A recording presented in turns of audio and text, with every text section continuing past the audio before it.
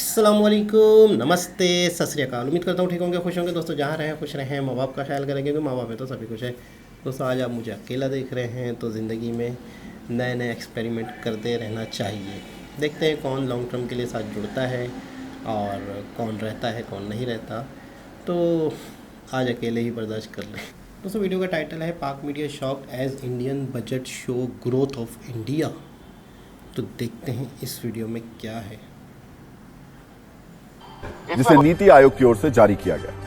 इसमें बताया गया है कि पिछले 9 वर्षों में भारत में 24 करोड़ 80 लाख लोग जो गरीब हैं वो गरीबी से बाहर निकले हैं। इस रिपोर्ट के अनुसार भारत में अब गरीबी दर घटकर 11.28% पर आ गई है और पिछले 9 वर्षों में गरीबी दर 17.89% की कमी उसमें आई है कि इंडिया का शॉर्ट टर्म बजट क्या आया कि रॉयटर्स तक पर धूम मच गई। इंडियन अथॉरिटीज ये कह रही हैं कि हमने 250 मिलियन लोगों को मल्टी डायमेंशनल पॉवर्टी से निकाला है। ये बहुत बड़े स्टैटिस्टिक्स हैं। अगर आप देखें तो मल्टी डायमेंशनल पॉवर्टी जो है ये 250 मिलियन इंडियंस का उन्होंने कहा कि पॉवर्टी लेवल से अपलिफ्ट इन सबको कर लिया है। ये भी मैं देख रही थी कि जो प्रोग्राम्स उन्होंने स्टार्ट किए हैं पॉवर्टी को कम करने के लिए, पॉवर्टी रिडक्शन के लिए, उसके असरात, उसका इम्पैक्ट 60 करोड़ इंडियंस पर पड़ा है। अगर इंटरनेशनल बेस बात करें तो हमारा पड़ोसी मुल्क हिंदुस्तान, वहां पर 2024 का बजट निकाला गया और एजुकेशन पर इतना बजट दिया गया, 400 के करीब यूनिवर्सिटी उन्होंने कहा 2024 में हम बनाएंगे। उसके अलावा आईआईटी पे काम करेंगे और काफ़ी चीज़ों पे काम करेंगे। वजूहत है कि अगर वो अपने एजुकेशन पे काम कर सकते हैं तो हम क्यों नहीं।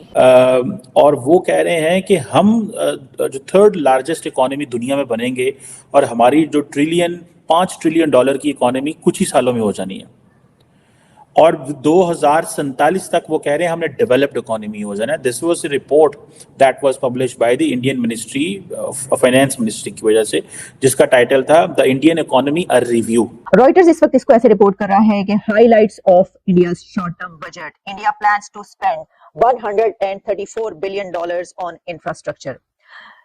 इंडिया का इस बजट में ये कहना है कि नेक्स्ट 3 इयर्स में इंडिया थर्ड लार्जेस्ट इकोनॉमी बनने जा रहा है। जय हिंद दोस्तों कल हमारे देश का अंतरिम बजट आया। उस बजट की जितनी चर्चा भारत में है उतनी ही चर्चा यकीन मानिए पाकिस्तान में भी है। क्यों? क्योंकि पिछले 9 सालों में प्रधानमंत्री नरेंद्र मोदी जी के नेतृत्व में 25 करोड़ से ज्यादा लोग गरीबी रेखा के ऊपर आए हैं, जो कि 25 करोड़ आबादी एग्जैक्ट पाकिस्तान की। यानी 9 साल में प्रधानमंत्री मोदी जी के नेतृत्व में पाकिस्तान जितने बड़े देश की आबादी को गरीबी से उठा के गरीबी रेखा के ऊपर कर दिया। बहुत बड़ी अचीवमेंट है ये, पूरा पाकिस्तान सुन के रो रहा है। दूसरी बात दोस्तों, प्रधानमंत्री नरेंद्र मोदी जी ने यह भी कहा, यानी निर्मला सीतारमण जी ने, उन्हीं की सरकार है, तो उन्होंने कहा कि 3 साल में भारत दुनिया की तीसरी सबसे बड़ी इकोनॉमी बन जाएगा इसी स्पीड से अगर भारत की इकोनॉमी चलती रहे। और कम से कम ये मान के चलिए निर्मला सीतारमण जी के हिसाब से कि 10 साल तक भारत की जो जीडीपी ग्रोथ है और आर्थिक विकास है वो डाउन नहीं होने वाली। कम से कम 10 साल तो बुलेट की रफ्तार से जाने वाली। यानी अब हम किसको पीछे छोड़ने वाले? जापान को छोड़ के यूएसए, फिर चाइना, फिर भारत तीसरे नंबर की इकोनॉमी हो जाएगी और 2047 तक तो भारत एक डेवलप्ड नेशन बन जाएगा। यानी 100 सालों में भारत की अचीवमेंट होगी एक डेवलप्ड नेशन और पाकिस्तान की होगी एक भिखारी nation. Now, Niti Aayog report reveals a shift in India's fight against poverty. And according to various parameters, the report showed over 258 million individuals have broken free from poverty in 9 years. ठीक है जी, अब third largest economy भी बनेंगे कुछ सालों में, 5 trillion dollar की economy भी होगी। 2047 तक, 2047 तक हम डेवलप्ड इकोनॉमी का स्टेटस भी ले लेंगे। ये बड़ी इंपॉर्टेंट चीज़ है। इंडिया अगर अपने 100 साल इस तरह बनाता है कि वो दुनिया की तीसरी बड़ी इकोनॉमी बनेगा, तो then there is a question mark for Pakistan कि इसने 100 साल में क्या किया और हम 100 साल इसी तरह लड़ते रहे हैं। क्या हुआ क्या ना हुआ, बहुत सारी ऐसी चीज़ें हैं जो मैं समझता हूँ डिस्कस होनी है। ये बड़ी इंपॉर्टेंट चीज़ है। साथ में इंडियंस ये कह रहे हैं कि 250 मिलियन लोगों को मतलब ये है कि जितनी देर नरेंद्र मोदी इंडिया के अंदर वजीर आज़म रहे, उन्होंने पाकिस्तान जितनी आबादी के एक मुल्क को मल्टी डायमेंशनल पॉवर्टी से बाहर निकाला। देखो किस चीज़ का एडवांटेज है इंडिया को। इस चीज़ का एडवांटेज है कि फॉर एग्जांपल आपको पता है 2024 की जो पहली यूनिकॉर्न है, ठीक है जी। यूनिकॉर्न इज $1 बिलियन की इन्वेस्टमेंट है भाई, और ये एक आर्टिफिशियल इंटेलिजेंस सेटअप वाले हैं, इनका नाम है कृत्रिम एसआई डिज़ाइंस। इंडिया की जो पहली यूनिकॉर्न 2024 में आई है, और वो कहते हैं कि इस दफ़ा हम वी होप कि हम जो है ना वो जो फंडिंग में कमी आई थी उसको आगे लेके चलेंगे। पाकिस्तान तो कभी जाता है चीन के पास, कभी जाता है कुवैत के पास, कभी जाता है और कहता है कि आओ पैसा लेके आओ, और वो पैसा उस तरह नहीं लेके आ पा रहा। बट इंडिया का इस तरह का माहौल ज़रूर मौजूद है that automatically the people are coming. ठीक है जी। इंडिया ने पिछले साल जो है वो 2 यूनिकॉर्न्स जो रजिस्टर की थी। ठीक है जी। ये एक इन्वेस्टमेंट फॉर्म है और इस वेंचर पार्टनर्स ये उन्होंने ही कहा है। ठीक है जी। टोटल जो है 47 यूनिकॉर्न्स थी, और फिर 2024 के अंदर 24 यूनिकॉर्न्स जो हैं वो 2022 में आई। ठीक है जी। ये बहुत बड़ी तादाद है कि यानी कि इंडिया के अंदर ये जो इंडिया रूट बना रहा है सारा, अगर यूनिकॉर्न्स आती रहती हैं, पैसा आता रहता है, तो then that's very fine for India. For example, अगर 2021 में 47 यूनिकॉर्न्स थे, 2022 में अकेले 24 यूनिकॉर्न्स आए। ठीक है जी। और 2017 इससे पहले बहुत सारे आपको डाटा मिलेगा कि आपको ज़्यादा कोई यूनिकॉर्न्स नहीं आई थी, लेकिन ये एक उन्होंने एक अपना जिसे वो कहते हैं ना किया है कि लोग वहाँ पे लेके आ रहे हैं। ठीक है जी। और एक जिसे वो कहते हैं ना एक टर्म बोली जाती है, the call it is a funding winter. ठीक है ना जी। ये इंडिया के लिए एक फंडिंग विंटर थी पिछले साल के, मतलब जस्ट जिसे कहते हैं ना सिर्फ 2 यूनिकॉर्न्स आई, वरना 24 यूनिकॉर्न्स भी इंडिया के अंदर आई हुई हैं एक साल के अंदर। और उनकी जीडीपी, उनकी इकोनॉमी 7 ट्रिलियन होने जा रही है। ये एक बहुत बड़ा फिगर है, और सिर्फ नेक्स्ट 3 इयर्स में वो ये पार करने जा रहे हैं। ये एक बहुत बड़ा फिगर है कि आप कहें कि आप 250 मिलियन इंडियंस को पॉवर्टी लेवल से ऊपर ले आए, फिर ये पता चले कि 60 करोड़ इंडियंस पर इम्पैक्ट आया है उन पॉलिसीज का, उन स्ट्रेटजीज का जो कि उनकी गवर्नमेंट ने गुज़िश्ता 8 से 10 सालों में उठाई हैं और वो स्टेप्स लिए हैं, और उनकी इकोनॉमी इस वक्त वहां पर पहुंच रही है जहां पर वो ये कह रहे हैं कि नेक्स्ट 3 इयर्स में हम 3rd लार्जेस्ट इकोनॉमी बनने वाले हैं। जो वो कहते हैं वो करके दिखाते हैं। मसला ये है कि ये ऐसा नहीं है कि जैसे कि हम देखते हैं कि पाकिस्तान में बात की जाती है कि ये कर देंगे वो कर देंगे, और उसके बाद पता ही चलता है कि पता नहीं हवा में उड़ जाती हैं सब बातें, हवाई घोड़े चल रहे होते हैं, हवा में घोड़े उड़ाए जा रहे होते हैं। वो जो कहते हैं वो करके दिखाते हैं। आप देखिए, आप अगर सिर्फ उनकी लास्ट 5 इयर्स भी उठाकर देख लें, उन्होंने कहा कि अब हम ये करेंगे, वो करके दिखा दिया। उन्होंने कहा हम ये समिट करके दिखाएंगे, हम पूरी दुनिया को बुलाकर दिखाएंगे, उन्होंने पूरी दुनिया को अपने कंट्री में बुलाकर दिखा दिया, वो समिट करके दिखा दी। यूनिकॉर्न्स की बात की तो उसमें हमने देखा क्या उन्होंने कमाल करके दिखा दिया। इसी तरीके से मैं ये देख रही थी कि कहा यह जा रहा है कि इंडिया ने जो डायरेक्ट इन्वेस्टमेंट अट्रैक्ट की है उसके बारे में उनकी जो निर्मला साहिबा हैं, फाइनेंस मिनिस्टर निर्मला सीतारमण, उनका कहना था कि India attracted $596 billion in foreign direct investment over the past 9 years. मुफ्त खाना फराहम करना, राशन प्रोवाइड करना एक बहुत बड़ा काम है जो वो कर रहे हैं।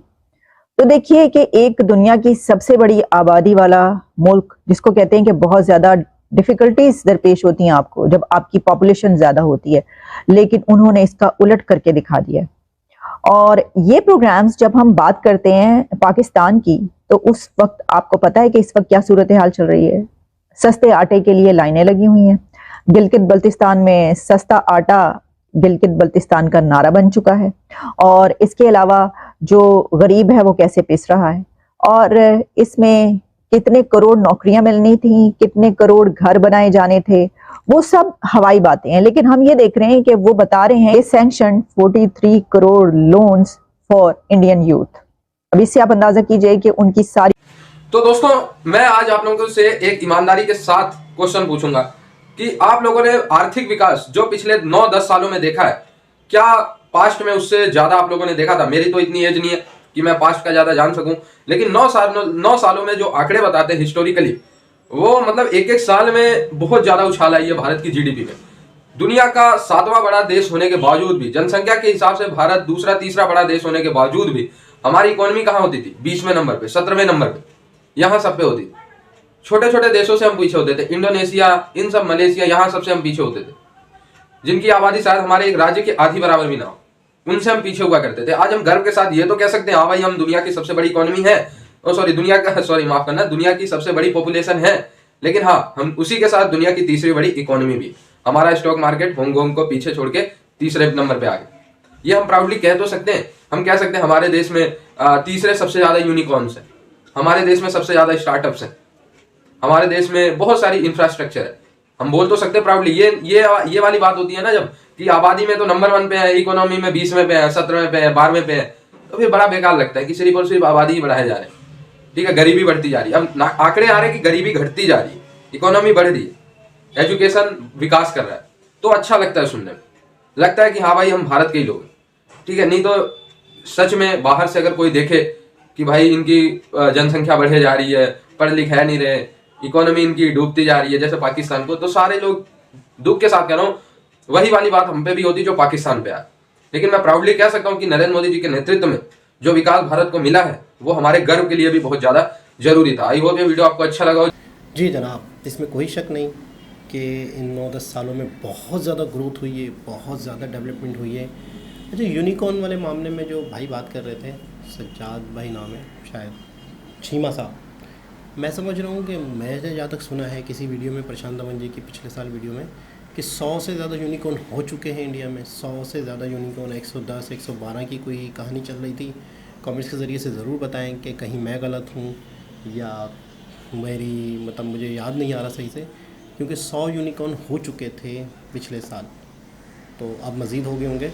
और दूसरी चीज़ ये है कि सबसे मेन चीज़ कि इतनी बड़ी आबादी को गुर्बत से निकाला, यानी कि पाकिस्तान की आबादी जितने लोगों को गुर्बत से निकाल दिया। यानी कि आप इतनी तेज़ी से डेवलपमेंट कर रहे हो, आप इतनी तेज़ी से ग्रोथ कर रहे हो, आप इतनी तेज़ी से तरक्की कर रहे हो कि आपकी बहुत बड़ी आबादी गुर्बत से निकल के नॉर्मल लाइफ में आ रही है। और मैं आपको बिल्कुल सच बताऊं, हमारे यहाँ पे हर शख्स ये कह रहा है कि हमारी बहुत बड़ी आबादी मिडिल क्लास थी, वो गुर्बत की तरफ चली गई है। मैं आपको बिल्कुल सच बता रहा हूँ, जिनके हालात बहुत अच्छे थे, जिनकी कंडीशन बहुत अच्छी थी, जो बहुत अच्छी ज़िंदगी गुजारते थे, मुनासिब ज़िंदगी गुजारते थे, कोई किसी किस्म की कोई टेंशन नहीं थी, बच्चे अच्छा खाते थे, अच्छे स्कूलों में पढ़ते थे, आज उनकी ज़िंदगी, उनका मायार ज़िंदगी नीचे जा रहा है और इंडिया में आवाम का मायार ज़िंदगी ऊपर जा रहा है। उलट वाली कहानी चल रही है। अफसोस होता है, दुख होता है, इतनी ज़्यादा परेशानियां बढ़ रही हैं इस मुल्क में, हमारे मुल्क में इतनी ज़्यादा करप्शन, इतनी ज़्यादा गुर्बत, इतनी ज़्यादा महंगाई के यकीन करें एक आम शख्स शदीद परेशान है, बल्कि एक अपर क्लास लेवल का शख्स भी परेशान है। क्यों?